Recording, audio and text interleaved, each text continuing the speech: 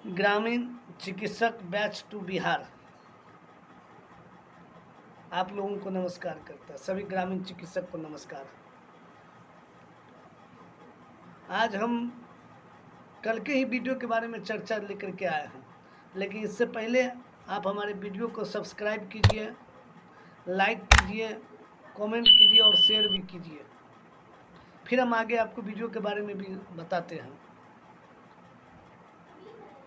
कल 9 सितंबर को माननीय स्वास्थ्य मंत्री मंगल पांडे जी ने पटना में रविंद्रा हॉल में आकर के उन्होंने ग्रामीण चिकित्सक को बहुत बड़ी सहानुभूति देने का काम किया। उन्होंने ग्रामीण चिकित्सकों को कैसे कैसे प्रशिक्षण दिलवाया, किस तरह से उन्होंने संघर्ष करके ग्रामीण चिकित्सक के लिए किए और ग्रामीण चिकित्सक को प्रशिक्षण दिलवाए, फिर उसका एग्ज़ाम दिलवाए, रिजल्ट दिलवाए, फिर समायोजन की भी बात हो रही है। तो उन्होंने इस तरह की बात को उन्होंने अपने ग्रामीण चिकित्सक के सामने में रखा और हमने सुना भी और अच्छा भी लगा कि माननीय स्वास्थ्य मंत्री के संज्ञान में कुछ तो बात ग्रामीण चिकित्सक का है, वही वीडियो में सुनाई देगा आपको। और उन्होंने किस तरह ग्रामीण चिकित्सक का पहले बैकग्राउंड था और अभी भी वही दशा है ग्रामीण चिकित्सक का। वो अपने मुखार बिंदु से बता रहे हैं कि हमारे समय में कैसे ग्रामीण चिकित्सक रहा करते थे और कैसे हमने संकल्प लिया। और आखिरी जो मेन मुद्दा है, उन्होंने बोला है कि ग्रामीण चिकित्सक को हर हाल में हम सम्मान देने का काम करेंगे। हम प्रशिक्षण दिलाए हैं तो कहीं ना कहीं इसका समायोजन करेंगे, घबराने की बात नहीं है। लेकिन इस पर हम चर्चा कल करेंगे, कल की वीडियो में इस पर चर्चा करेंगे। फिलहाल ये कल की वीडियो देखें, क्योंकि बहुत सारे लोगों का कमेंट था कि आपका वीडियो स्पष्ट नहीं आया, इसलिए आज हम फिर वही वीडियो डाले हैं और जितने भी बातें हम आपके सामने में रखें। सभी ग्रामीण चिकित्सक को नमस्कार। हमारे शिविर से और इनकी ट्रेनिंग चिकित्सकों की देखरेख में हुई, तो हर पीएचसी पे ट्रेनिंग कैसे हो, तो शनिवार और रविवार का 2 दिन हमने तय किया। क्या था? और शनिवार और रविवार को फिर इन लोगों की ट्रेनिंग की जाए, उसके लिए फिर चिकित्सकों को तैयार किया। चिकित्सक रविवार को थोड़ा छुट्टी चाहते हैं और ऑफिशियली उनको छुट्टी मिलता भी, लेकिन फिर उन लोगों को तैयार किया कि भाई शनिवार रविवार को आप इन लोगों की ट्रेनिंग की। तो ट्रेनिंग भी कराने का काम किया तो मंगल पांडे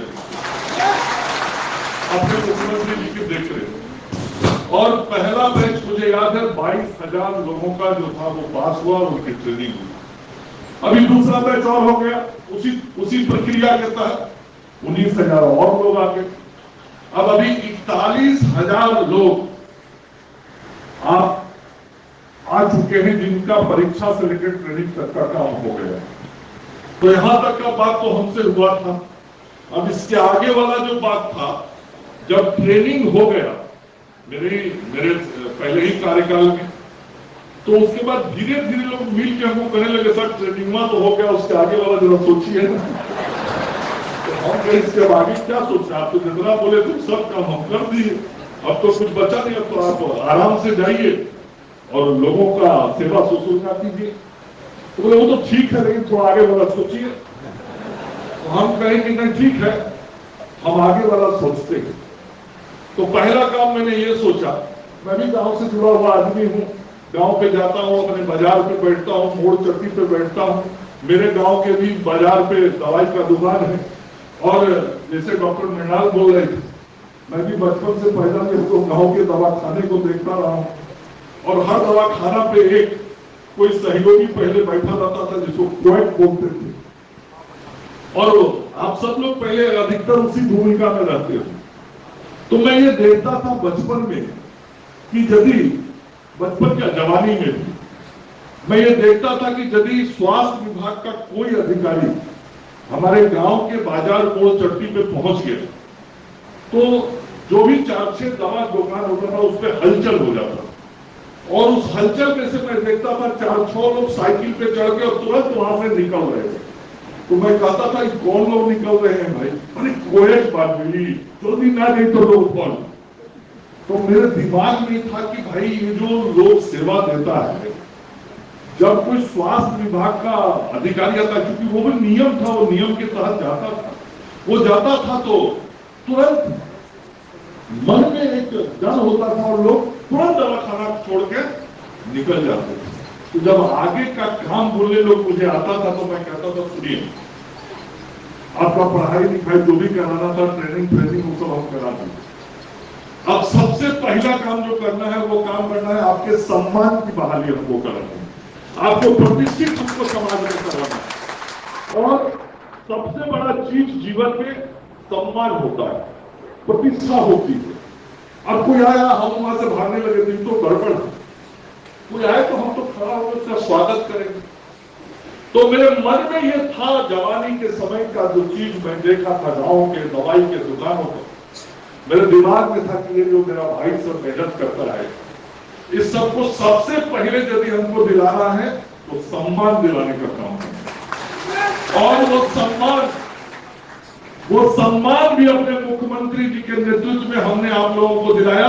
अब कोई स्वास्थ्य विभाग का अफसर जाके आपको तंग और परेशान नहीं करता है, न कर पाएगा। सबको मालूम है कि अब आप स्वास्थ्य विभाग के द्वारा मोहर मारे हुए स्वास्थ्य कर्मी, सबको मालूम है, इन लोगों ने ट्रेनिंग दिलवाया। तो सबसे बड़ा चीज जीवन में जो सम्मान प्रतिष्ठा होता है, और आज कोई भी आ जाए, आप सम्मान से दवा दुकान पे बैठे रहते हैं या आप जहां अपना सेवा देते हैं आप बैठे रहते हैं, कोई आता है सम्मान से उसको बैठाते हैं, कुर्सी पे चाय पिलाते हैं, वो भी आपसे सम्मान से बात। तो नीतीश कुमार जी के नेतृत्व में यदि सबसे बड़ा चीज मैंने आप सब लोगों को देने का काम किया है तो मुझे इस बात की खुशी है कि वह चीज है आपकी प्रतिष्ठा, आपका सम्मान, उसको मैंने स्थापित करा है। फिर उसके बाद आगे वाला बात कभी छूटा नहीं था सर, इसके आगे वाला तो तब तक दुनिया में कोरोना आ गया, एक महामारी आ गई, पूरा दुनिया परेशान हो गया कि कैसे लोगों को स्वास्थ्य सेवाएं दी जाए। और निश्चित रूप से बड़े बड़े देश, भारत और बिहार की तो बात छोड़ दीजिए, बड़े बड़े देश जो थे, वो चाहे अमेरिका हो, चीन हो, फ्रांस हो, इंग्लैंड हो, सबकी हालत खराब हो गई थी। कोई संभाल नहीं पा रहा था अपने देश में कोरोना के मरीजों को, उनको कैसे उपचार दिया जाए, कैसे उनके पास स्वास्थ्य कर्मी पहुंचे, कैसे दवाइयां दें, कैसे उनको अस्पतालों में रखे, सारी व्यवस्था चरमरा गई थी पूरी दुनिया की। लेकिन मैं धन्यवाद देना चाहता हूं अपने प्रधानमंत्री आदरणीय नरेंद्र मोदी जी को। दुनिया की व्यवस्था चरमरा नहीं होगी, लेकिन भारत की व्यवस्था को संभाल के कोरोना के समय में नरेंद्र मोदी जी ने रखा। और यहां भी बिहार में मेरे लिए और मेरे जीवन के लिए उससे कठिन समय कोई नहीं आएगा जब मैंने कोरोना को 2 साल तक फेस किया स्वास्थ्य मंत्री को। आप सोच नहीं सकते, मैं कई रात सोता नहीं था, कई रात मेरी क्या स्थिति होती थी और मेरे विभाग के अधिकारियों की क्या स्थिति होती थी, आप कल्पना नहीं कर सकते। लेकिन उन सारी परिस्थितियों में हम सब लोग जूझ